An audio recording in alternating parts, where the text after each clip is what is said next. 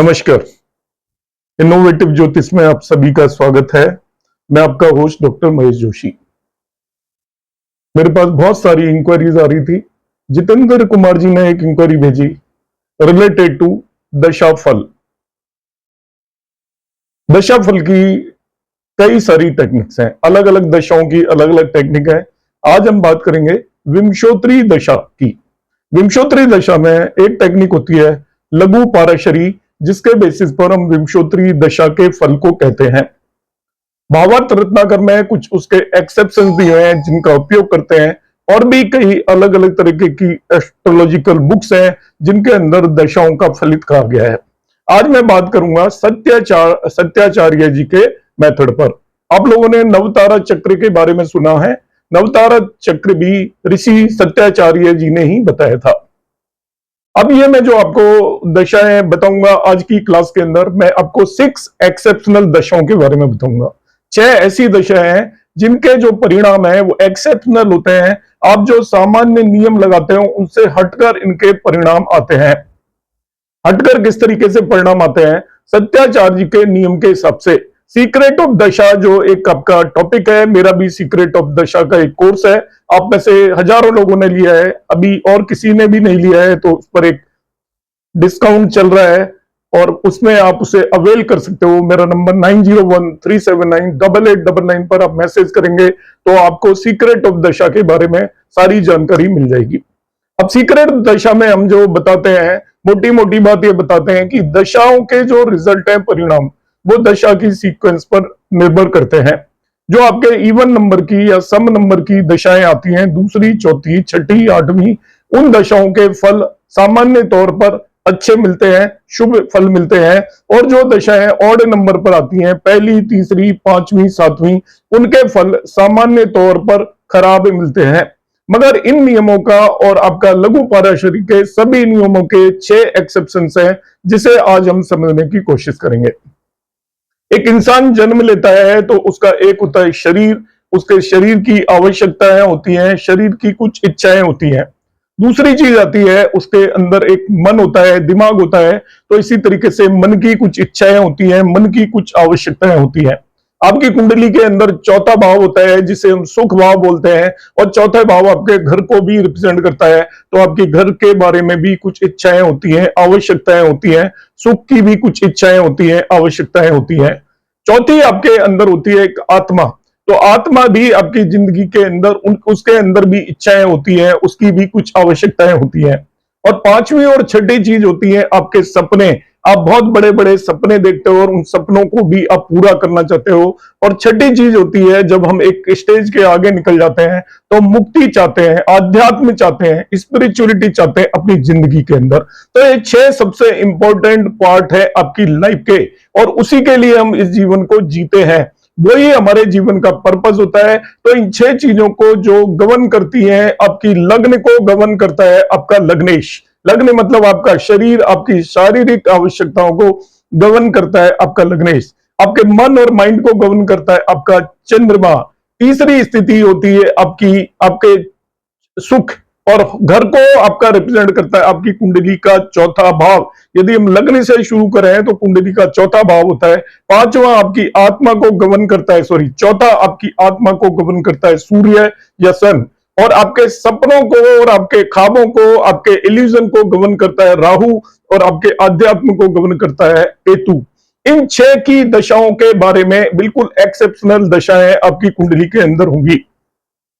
जब भी आपकी लग्न लॉर्ड की दशा आएगी, वो किसी भी सीक्वेंस में आए, लग्न लॉर्ड की दशा के अंदर आपकी शारीरिक आवश्यकता है, आपकी लग्न की आवश्यकता है, पूरी होने की पूरी संभावना होगी। आप अपने आप के बारे में क्या चाहते हो? अपनी प्रसिद्धि चाहते हो, अपने सब तरफ कीर्ति चाहते हो। वो कीर्ति की स्थापना जो होती है आपकी लग्न की दशा के अंदर होती है। लग्न मीन्स लग्न लॉर्ड की दशा में। आप निश्चित कर लीजिए, आपकी लग्न लॉर्ड की दशाओं में जिन इच्छाओं को आप पैदा करोगे, मन के अंदर मैनिफेस्ट करोगे रिलेटेड टू कि मैं सारी दुनिया के अंदर पॉपुलर हो जाऊं, सारे गांव के अंदर पॉपुलर हो जाऊं, आपके शरीर की जो भी आवश्यकता है, आप शरीर को हष्ट पुष्ट करना चाहते हो, देखने में अब सुंदर लगना चाहते हो, अपनी पर्सनैलिटी को बदलना चाहते हो, अपने आप को एक्सपोज करना चाहते हो समाज में, आपके शरीर से रिलेटेड जो भी आपकी आवश्यकताएं हैं वो पूरी की पूरी लग्न लॉर्ड की दशा के अंदर आपकी हमेशा पूरी होंगी। चाहे वो लग्न लॉर्ड की आपकी दशा किसी भी तरीके की जाने वाली हो, मगर आपकी जो शारीरिक आवश्यकताएं हैं, आपकी फिजिकल जो भी रिक्वायरमेंट है, वो लग्न लॉर्ड की दशा में शर्तियां पूरी होंगी। आपकी यदि दशा जा चुकी है, यदि या बचपन में ही चली गई है, तो आप ये मानकर चलिए जो लोग कम उम्र में ही पॉपुलर हो जाते हैं, बहुत ज्यादा लोगों की वर्ल्ड वाइड पॉपुलरिटी हो जाती है, बहुत अच्छे स्पोर्ट्समैन बन जाते हैं, बहुत जल्दी उम्र के अंदर कोई शिक्षा प्राप्त कर लेते हैं, बहुत जल्दी उम्र के अंदर कोई ऐसा कीर्तिमान कर देते हैं कि सारी दुनिया उनको जानती है। आप समझिए उनकी लग्न लॉर्ड की दशा है।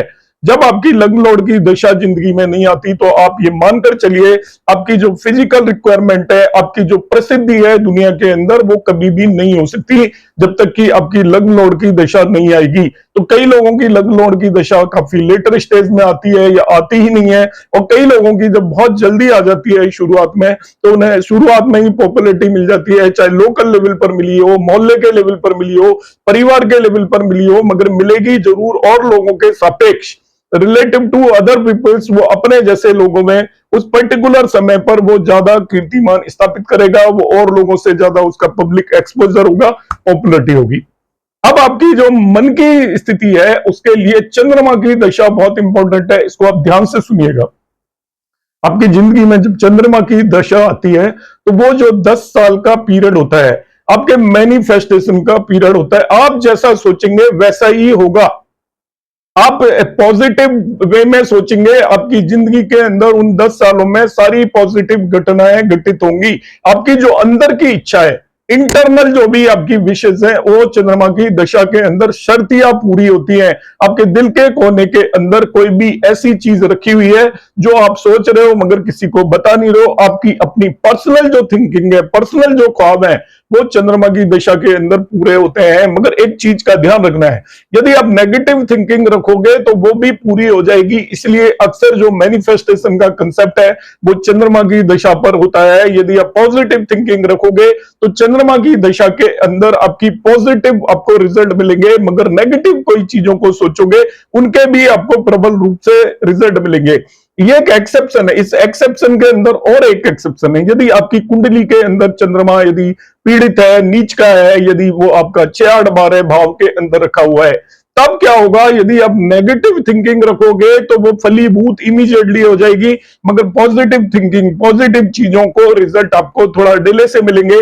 मगर आप जैसी सोच रखोगे वैसे ही परिणाम मिलेंगे। तो आपकी जब भी चंद्रमा की दशा आती है, आपको नेगेटिव थिंकिंग को दिमाग के अंदर बिल्कुल भी नहीं आने देना है। हर चीज को पॉजिटिव थिंकिंग के हिसाब से सोचना है। डेफिनेटली आपको चंद्रमा की दशा के अंदर किसी भी सीक्वेंस पे है, चंद्रमा किसी भी भाव का लॉर्ड हो, आपके काम पूरी इंटरनल इच्छाएं पूरी होने का वो पूरी तरीके से समय होता है। अब आता है आपकी तीसरी जो आपकी एक्सेप्शनल दशा होती है। आपकी जिंदगी में जो भी आपकी चौथे नंबर की दशा हो, 4th नंबर की दशा हो, वो चौथे नंबर की दशा आपकी जिंदगी की सभी तरह की डिजायरों को फुलफिल करने के काम आती है। वो आपकी सुख दशा होती है। यदि इसको मैं तारा चक्र में देखूं तो ये 6 तारे की दशा होती है, चौथे नंबर की दशा।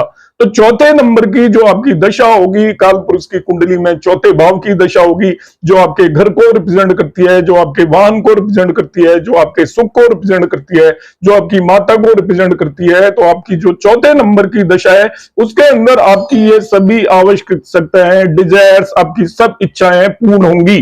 तो आपकी जिंदगी में जब भी 4th नंबर की दशा है, आप नोट कर लीजिएगा, आपका मकान भी बनेगा, उस समय पर आपको व्हीकल भी मिलेगा और जिंदगी के अंदर सभी तरह की सुख सुविधाएं मिलने की पूरी संभावना होती है। यह भी एक्सेप्शनल है। आप चौथे नंबर पर आपके किसी भी मेलिफिक प्लेनेट की दशा आ जाए, आपकी कुंडली के लिए वो फंक्शनल मेलिफिक हो या कैसा भी हो, मगर ये सारी स्थितियां आपकी लाइफ के अंदर होंगी ही होंगी। चौथी जो एक्सेप्शनल दशा होती है वो सूर्य की दशा होती है। सूर्य आत्मा का कारक होता है। सूर्य की दशा 120 साल में 6 साल की होती है। ये 5% है आपकी पूरी दशा का। ये 5% को आप डिस्काउंट मानकर चलें। सूर्य की दशा के अंदर आप कोई ऐसे लोगों से भेंट होगी, मुलाकात होगी जिनसे आप पहले कभी नहीं मिले होंगे और बाद में भी कभी नहीं मिले होंगे। ये आत्मिक मिलन होता है। पूर्व जन्म में जिन लोगों से आप मिलकर आए हो, उन लोगों से आपकी यदि मुलाकात अधूरी रह गई है तो जब भी सूर्य की दशा आएगी तो आपके ऐसे हालात हो जाएंगे कि वो लोग जाने अनजाने में आपको मिलेंगे। सपोज आप किसी पार्क में घूमने जा रहे हैं, वैसे ही घूमने जाना शुरू हुआ, कुछ लोगों से आपकी जान पहचान हुई, सूर्य की दशा के अंदर रहेगी, दशा जाते जाते वो लोग कहीं दूर चले जाएंगे, आपका कोई डायरेक्ट कनेक्शन नहीं है उन लोगों से। आप किसी एक बस में चलकर जा रहे हैं, आप किसी एक पर्टिकुलर व्यक्ति को रोज देखते हैं, मुस्कुराते हैं, वो मानकर चलिए आपका आत्मिक कनेक्शन है उससे पिछले जन्म से। जिन लोगों का पिछले जन्म से आपका आत्मिक कनेक्शन होगा, वो सभी आत्माएं आपसे इस जन्म में सूर्य की दशा में किसी न किसी तरीके से कनेक्ट होंगी, और जो कनेक्ट होंगी वो सूर्य की दशा के अंदर ही निकल जाएंगी। मतलब आपके मन के आत्मा की जो इच्छा है वो आत्मा से ही पूरी होंगी, जिनको आपको पता नहीं होगा कि अब किन लोगों से मिलना चाहते हो। जिन लोगों से भी आप मिलना चाहते हो, अंदर से आपकी आत्मा अधूरी होकर इस जन्म में आई, पिछले जन्म की इच्छाओं को पूरी करके जिन लोगों से भी आपका संपर्क था, वो लोग आपके सूर्य की दशा में आपको डेफिनेटली यहां पर मिलेंगे। इसके बाद आती है आपकी राहु की दशा। राहु की दशा में आप रिसीव करेंगे, ये आपकी कार्मिक दशा होती है राहु और केतु की, पूर्व जन्म के कर्मों का फल और इस जन्म में पीछे किए हुए कर्मों का फल राहु की दशा में मिलता है। यदि राहु की दशा आपकी जिंदगी की लेटर स्टेज में आई तो आप ये मानकर चलिए अर्लियर स्टेज में आपने जो भी किसी को कुछ दिया है वो आपको वापसी मिलने वाला है। राहु की जब भी दशा आई, पिछले जन्म में भी आप जिन लोगों को जो भी कुछ देकर आ गए हो और आप उन्होंने वापस तब नहीं लौटाया था, वो सब इस जन्म के अंदर आपको लौटाने आएंगे। जो भी कुछ दिया है आपने, यदि किसी पर आपका पैसा है, इस जन्म में भी शुरुआत में शुरू की दशाओं में यदि राहु की दशा बाद में आ रही है तो आप जिन लोगों को पैसे दे दिए वो आपके खाके बैठ गए, मगर जब राहु की दशा आएगी तो वो आपको लौटाने के लिए आ जाएंगे। मगर आपने किसी को दुख दर्द दिया है, तकलीफ दी है, किसी का आपने सम्मान में गिरावट की है, तो वो चीज भी आपको लौटाने आएंगे। जिनको आपने दुख दिया है वो आपको दुख देने आ जाएंगे जब भी राहु की दशा होती है। ये कार्मिक दशा है। एस्ट्रोलॉजी कॉज एंड इफेक्ट पर बेस्ड है। हमने जो कर्म किए हैं उनके फल मिलना निश्चित है। अब फल कब मिलेंगे ये बता रहा हूं आपको। राहु की दशा में आपको फल मिलेंगे, ये कार्मिक प्लेनेट है। आपने जो कर्म किए हैं उनके फल राहु की दशा में मिलने हैं। तो आप पिछले जन्म में भी जो किसी को देकर आए हैं, जो भी दिया है आपने अच्छा या बुरा, वो सभी कुछ आपको राहु की दशा में इस जन्म में मिलेगा। और इस जन्म में भी यदि आपकी राहु की दशा बाद में आई, इससे पहले आप कुछ कर्म कर चुके हैं, तो आपको राहु की दशा में जिन लोगों को इस जन्म में आपने दिया है वो आपको वापस लौटाने, सूद समेत वापस लौटाने आएंगे। अब वो आपने कुछ किसी को अच्छा कुछ दिया है तो अच्छा भी मिलेगा, और यदि आप किसी का बुरा करके आए हो, किसी को कष्ट देकर आए हो, तो वो कष्ट आपको वापस लौटाने राहु की दशा के अंदर आएंगे। छठी आपकी जो एक्सेप्शनल दशा होती है वो होती है केतु की दशा। केतु स्पिरिचुअलिटी को रिप्रेजेंट करता है, मगर केतु की दशा को गिवर दशा बोलेंगे। ये वो दशा होगी जिसमें आप देंगे, वापस देंगे। ये भी कार्मिक दशा है। इसमें हम क्या देंगे?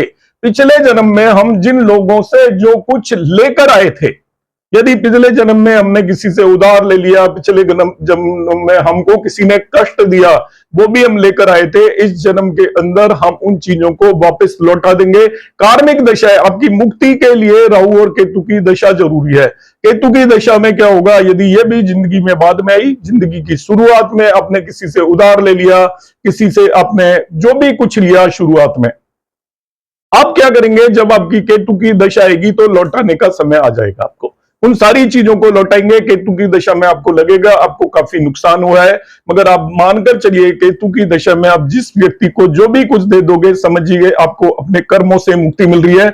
इसलिए कर्मों से मुक्ति के लिए केतु की दशा का होना जरूरी है। इसलिए इसको कार्मिक प्लेनेट बोलते हैं और मुक्ति का प्लेनेट बोलते हैं, स्पिरिचुअलिटी और अध्यात्म का प्लेनेट बोलते हैं, क्योंकि केतु की दशा में आपने पूर्व जन्मों में जिन लोगों से जो भी कुछ लिया हुआ है, आपके ऊपर कर्ज है, आपके ऊपर बोझ है, और इस जन्म में भी केतु की दशा के आने से पहले जिन लोगों से जो भी जाने अनजाने में आपने लिया है, केतु की दशा में वो सब आप उन्हें लौटा दोगे।